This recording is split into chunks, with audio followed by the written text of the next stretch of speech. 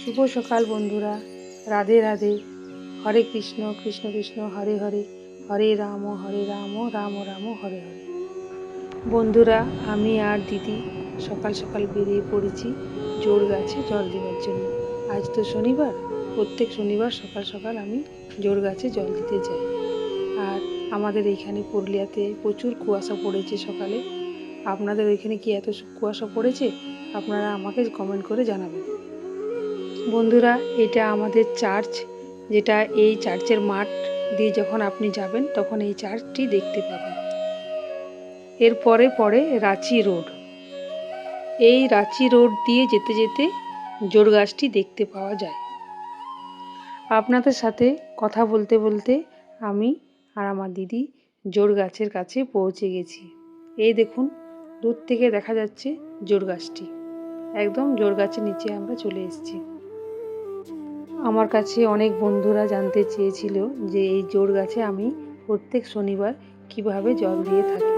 এই দেখুন বন্ধুরা, প্রথমে আমি প্রদীপটি জ্বালিয়ে নিলাম।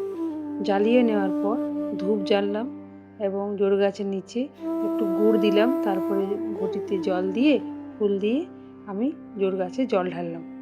এই জলের মধ্যে যদি একটু তিল দিয়ে দেন, কালো তিল, তো খুবই ভালো হয়।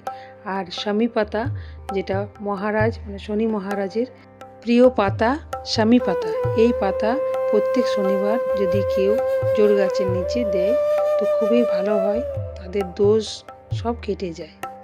এরপর আমি আর একটু জল দিয়ে দিলাম এবং এই জোর গাছটিকে 7 বার পরিক্রমা করতে হয়। আমি 7 বার পরিক্রমা করে নেব। এরপর সিঁদুর দিয়ে আমি একটি সুন্দর স্বস্তিক এঁকে নিলাম, যেটা মা লক্ষ্মীর খুবই প্রিয়।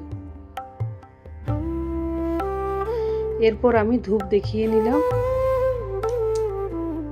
এই জোর গাছের নিচে সবসময় সরষের তেলের প্রদীপ দেওয়ারই চেষ্টা করবেন, মানে সরষের তেল দিলে খুবই ভালো হয়। এই দেখুন, আমি 7 বার পরিক্রমা করে নিয়েছি।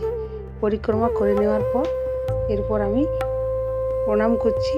ওম নমো ভগবতে বাসুদেবায় নমঃ, ওম নমো ভগবতে বাসুদেবায় নমঃ। এরপর আমার পুজো হয়ে গেছে। এরপর আমি আর দিদি আমরা বাড়ির উদ্দেশ্যে রওনা দিলাম। বন্ধুরা, ভিডিওটা যদি ভালো লেগে থাকে তাহলে আপনারা কমেন্ট করবেন, লাইক, শেয়ার, সাবস্ক্রাইব করবেন। রাধে রাধে।